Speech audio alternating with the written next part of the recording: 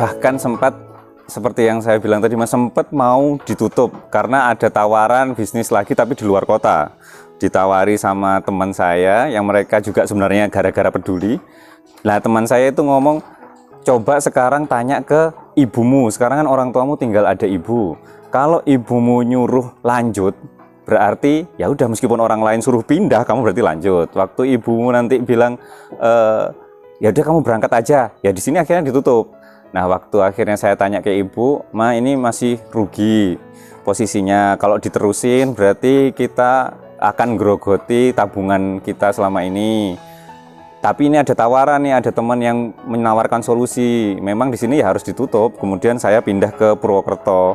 Lalu ibu itu, wah masa pindah toh, masa ini harus ditutup. Nah, itu yang, oh berarti ibu saya nggak mau, maunya di sini. Berarti kan saya nganggep itu jadi petunjuk.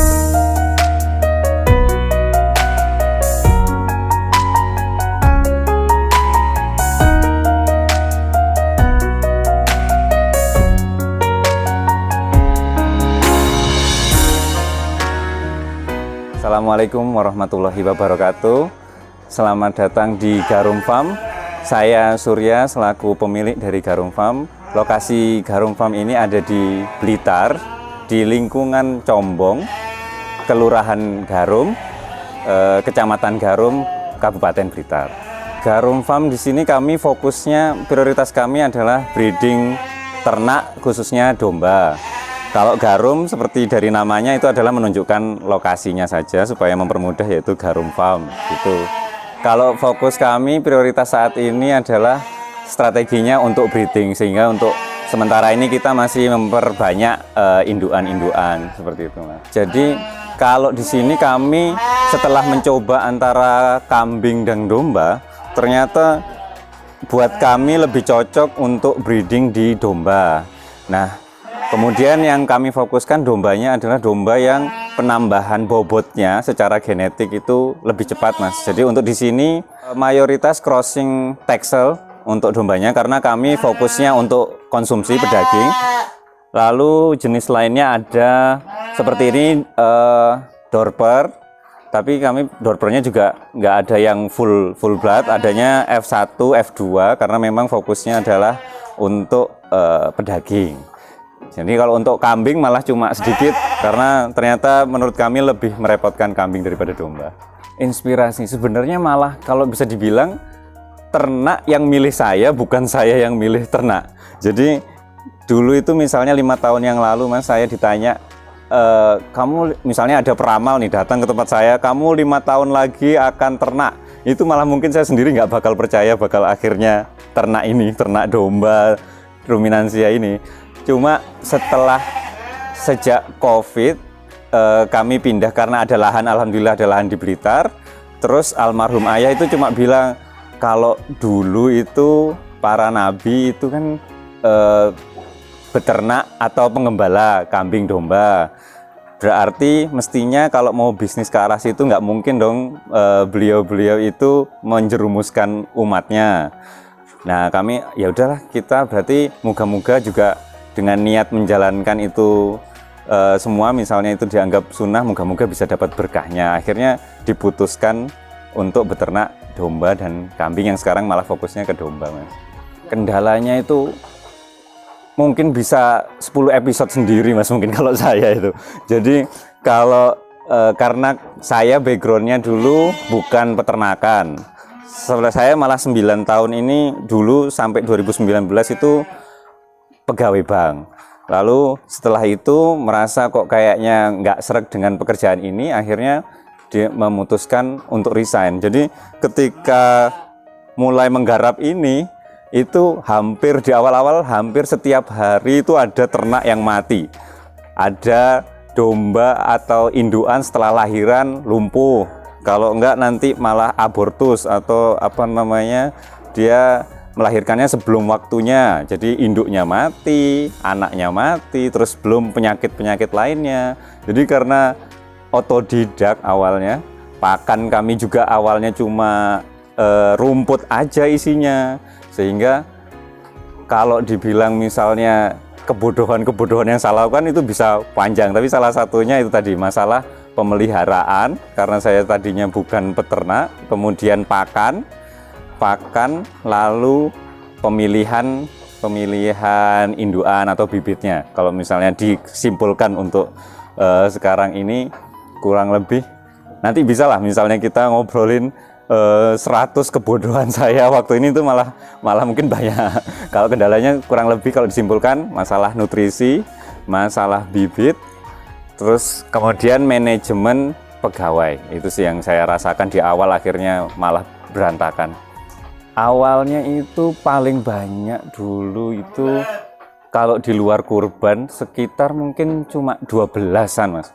12-an itu tadi dalam seminggu mati 7, berarti sehari itu mati 1 kambingnya waktu itu. Sehingga sempat juga apa yang salah, setiap orang kesini pun, wah di sini sebenarnya lahan ada, lokasinya itu lumayan mudah dijangkau, tapi kok kambing dombanya, ternaknya kok kurus-kurus. Jadi malah mereka yang datang ke sini tuh banyak yang prihatin lihat kambing dombanya, ternaknya. Makanya waktu itu kita juga sempat hampir, malah bisa dibilang nyaris ditutup Mas, gara-gara kami kok nggak ketemu ya, sampai setahun lebih itu kok nggak ketemu polanya. Makanya alhamdulillah baru setahun belakangan ini kami mulai menemukan SOP, siklus, alur yang benar itu seperti apa. Alhamdulillah mulai tertata. Awalnya memang bahkan sempat seperti yang saya bilang tadi Mas, sempat mau ditutup karena ada tawaran bisnis lagi tapi di luar kota. Ditawari sama teman saya yang mereka juga sebenarnya gara-gara peduli. Terus setelah saya konsultasi ke teman-teman terdekat, kemudian mereka menyarankan, kamu ini cuma kayaknya kurang silaturahmi aja Sur. Jadi kamu nanti tak kenalin sama teman-teman pebisnis di sini. Kemudian teman saya itu ngomong, coba sekarang tanya ke ibumu. Sekarang kan orang tuamu tinggal ada ibu. Kalau ibumu nyuruh lanjut, berarti ya udah, meskipun orang lain suruh pindah, kamu berarti lanjut. Waktu ibumu nanti bilang ya udah kamu berangkat aja, ya di sini akhirnya ditutup. Nah, waktu akhirnya saya tanya ke ibu, Ma ini masih rugi posisinya, kalau diterusin berarti kita akan grogoti tabungan kita selama ini. Tapi ini ada tawaran nih, ada teman yang menawarkan solusi. Memang di sini ya harus ditutup. Kemudian saya pindah ke Purwokerto. Lalu ibu itu, wah masa pindah toh, masa ini harus ditutup. Nah itu yang, oh berarti ibu saya nggak maunya di sini. Berarti kan saya nganggep itu jadi petunjuk karena ridho orang tua, saya percaya bahwa itu ridhonya Allah. Jadi ketika ibu saya udah masa ditutup, nah itu menurut saya udah isyarat, oh iya mah nggak jadi, saya tak di sini aja. Akhirnya itu Mas yang akhirnya memantapkan, dan pertolongan mulai banyak datang, solusi mulai ada seperti itu setelah saya mantap mendengarkan rekomendasi dari ibu. Lalu saya akhirnya mantap menjalankan ini. Malah yang saya percaya itu seperti itu Mas, ketika saya bingung, otomatis pertama itu kita kan minta petunjuknya ke Allah. Kemudian setelah ada teman yang mengingatkan itu sebenarnya, Sur, coba kamu kan selama ini tanyanya selalu ke orang, kamu udah pernah tanya belum sih?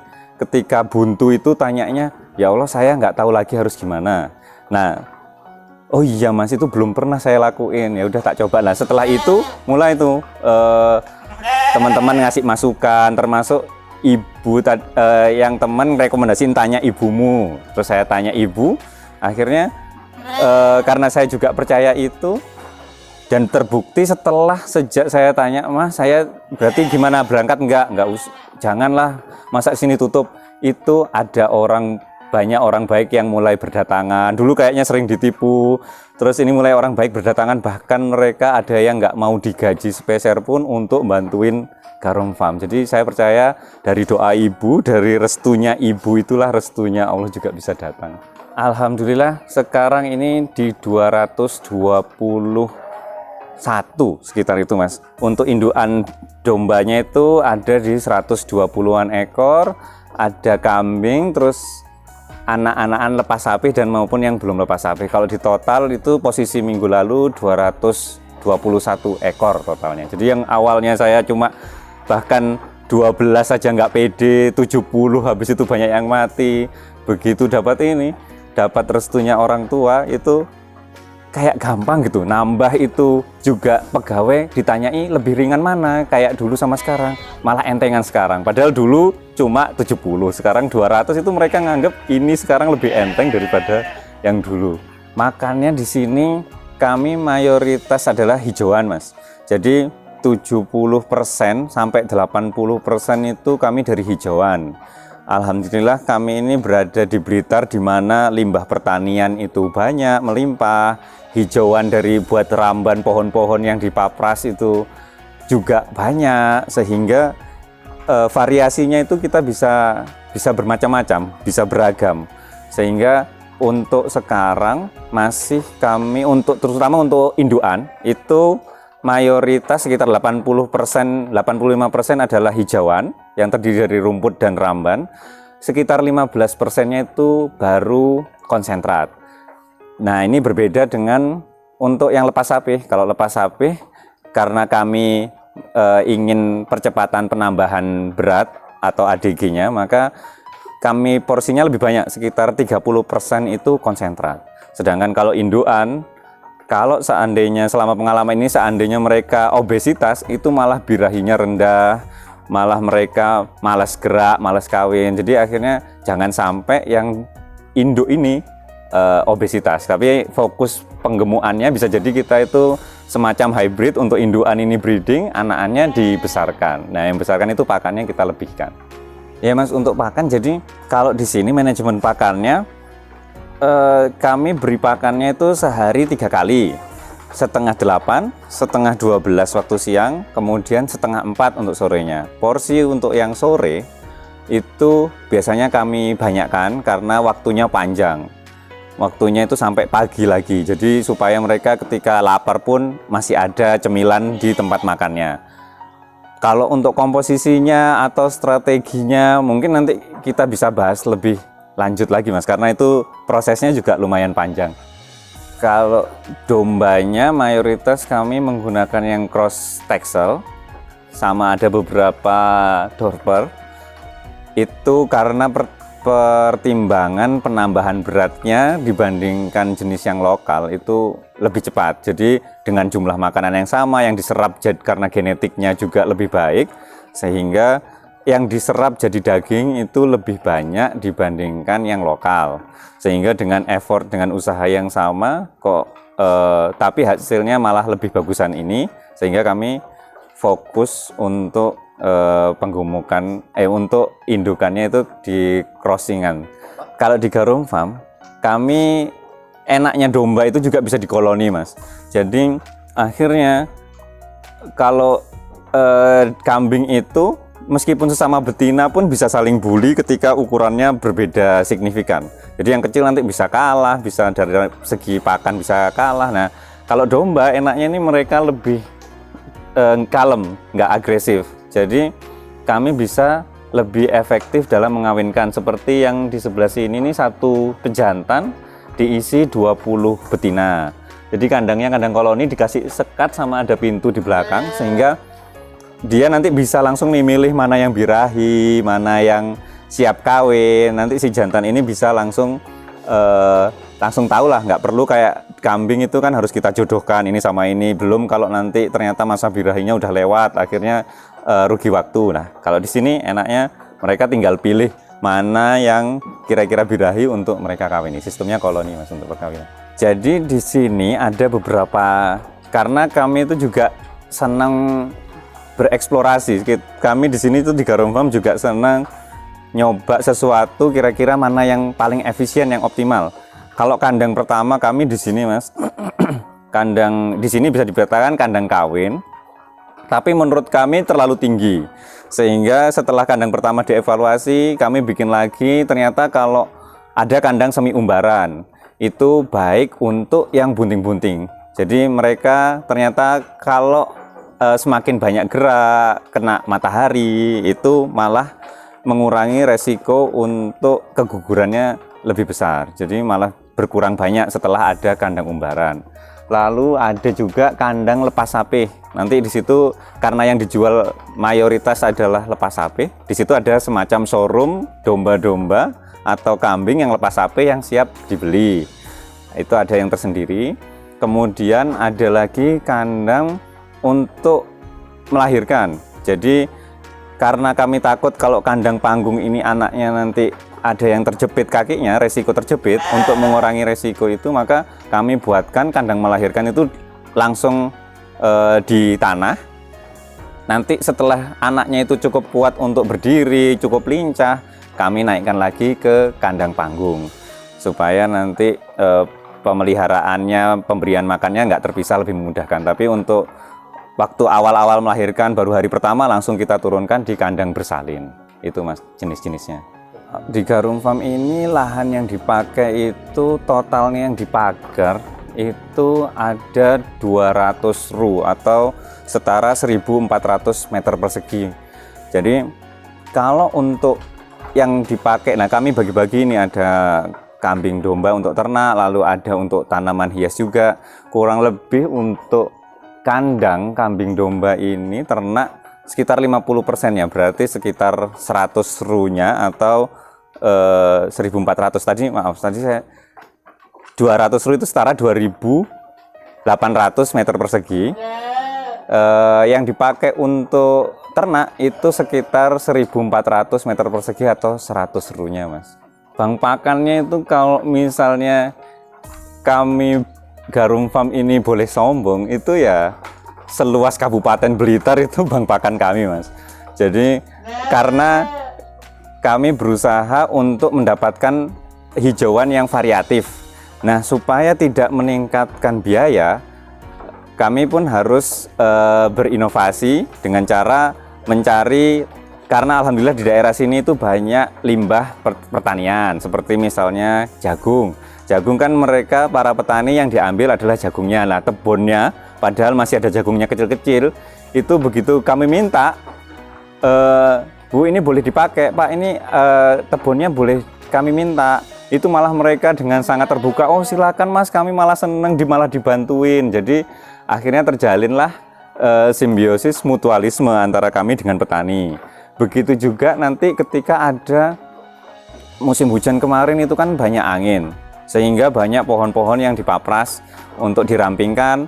Nah itu jadi potensi lahan untuk ramban kami. Jadi akhirnya yang penting itu berani nanya, berani minta di awal. Ketika ternyata kita bisa melepaskan mental block bahwa malu nanti kalau minta dianggapnya kayak apa, ya kalau boleh, kalau ditolak gimana. Selama awalnya itu saya juga ngerasa kayak gitu, masa nanti minta kalau ditolak, kalau nggak boleh gimana. Ternyata di luar dugaan saya, ternyata begitu diminta mereka pun seneng. Kayak yang dirampingkan tadi, malah Mas ambil aja, wong itu sampah, wong itu dibuang, jadi silahkan diambil aja. Jadi mereka juga seneng, lahannya bersih, kami seneng dapat pakan. Itu pun jadi makanya kalau saya bisa bilang Garum Farm ini bank pakannya ya Kabupaten Blitar. Mungkin Kabupaten Kediri karena kita malas aja ke sana, nggak ada orangnya. Kalau misalnya ada orangnya bisa sampai Kabupaten Blitar, Kabupaten Kediri itu juga bisa. Tapi intinya gimana kita itu sebagai peternak bisa mendapatkan pakan pokoknya yaitu hijauan dengan semurah-murahnya, dan kalau bisa malah bermanfaat bagi warga sekitar, karena kita dapat, mereka juga senang. Jadi bank pakannya kalau bisa dibilang ya seluruh lahan Blitar ini Mas, itu bisa jadi bank pakan kami. Garum Farm keseluruhan itu kalau sekarang posisi terbesarnya pemasukan dari domba, baik dari anakan, indukan pun kami kalau ada yang tertarik bisa juga dilepas indukannya, baik indukan yang siap kawin maupun indukan bunting, itu pun juga bisa kami jual. Jadi yang dijual itu dari anakan lepas sapi, kemudian indukan bunting maupun siap kawin itu juga kami jual. Lalu dari kotoran hewannya bisa kami jadikan pupuk organik, itu pun juga permintaannya alhamdulillah juga semakin banyak. Selain itu ada tanaman hias setelah itu. Jadi kalau porsi terbesarnya dari ternak, kemudian ada kotoran hewan sebagai limbah tapi juga bisa bermanfaat, kemudian dari tanaman hiasnya. Buat teman-teman yang pengen belajar, sebenarnya saya juga termasuk masih pemula, jadi saya saya sangat terbuka sekali untuk berdiskusi bersama. Silahkan teman-teman main ke sini, nggak harus beli, nggak beli itu nggak masalah, kita sharing, kita ngobrol. Karena saya dulu waktu awal-awal pemula bingung, waktu awal-awal mulai itu juga bingung mau ngomong sama siapa, mau konsultasi sama siapa. Jadi karena pernah merasakan itu, buat teman-teman silahkan datang ke Garum Farm. Kami kalau di Google Map tinggal ketik aja Garum Farm, GARUMFARM. Sampai tadi pagi satu-satunya Garum Farm ya masih di sini aja. Saya cek, nggak tahu kalau detik ini, tapi kalau misalnya sampai tadi pagi itu masih satu-satunya Garum Farm ya kami yang ada di Garum, Blitar.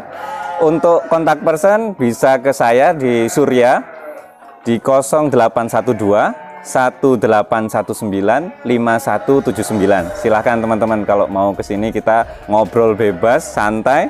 Nggak harus beli, itu aja Mas. Waktu itu sebenarnya kalau secara karir saya merasa termasuk yang mendapat kesempatan yang cukup langka karena saya penempatannya terakhir sebelum resign itu di cabang Singapura. Jadi secara gaji, secara kesejahteraan itu sudah sangat baik menurut saya. Kemudian tapi anehnya ternyata uang itu tidak sejalan dengan ketenangan hati maupun kebahagiaan. Jadi setelah saya rasakan kok tapi malah gelisah sejak di Singapura itu. Kenapa kok kayak gini? Padahal secara pekerjaan lebih ringan dibanding waktu di Indonesia. Gajinya jauh lebih tinggi. Fasilitas yang didapat karena kami termasuk pegawai ekspatriat di sana juga lebih besar. Tapi ternyata itu tidak selalu berbanding lurus. Akhirnya saya nemu sebuah video di YouTube juga. Dia itu YouTuber luar negeri memang. Dia intinya dia juga baru resign dari kerjaannya yang membayar gaji besar.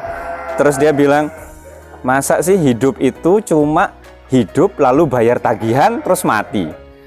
Masa cuma itu? Apa nggak bisa kita juga hidup, bayar tagihan sambil ngerjain apa yang kita senengin?